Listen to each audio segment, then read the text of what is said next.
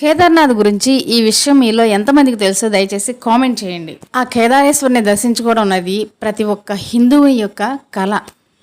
వాస్తవానికి 2013కు ముందు ఈ కేదార్నాథ్ యొక్క ప్రెమిసెస్ అనేవి వేరే విధంగా ఉండేవి. 2013లో ఒక పెద్ద ప్రళయం, అంటే ఏమంటారంటే ఫ్లడ్స్, వరదలు ఉంటాయి కదండి. వరదలు వచ్చి ఆ వరదల్లో అక్కడ ఉన్నటువంటి ఆ ప్రదేశం అంతా కొట్టుకుపోయింది. దానిలో చాలామంది మన భారతీయులు, ఆంధ్రులు కూడా గల్లంతయ్యారు, మీకు తెలిసిన విషయమే.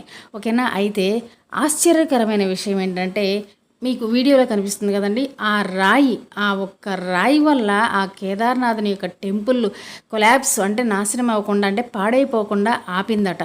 సో అందుకని ఇప్పుడు చాలామంది భక్తులు కేదార్నాథ్ వెళ్ళిన భక్తులు ఆ స్వామివారి కన్నా ముందుగా ఆ రాయిని దర్శించి దాన్ని పూజించి వస్తారు.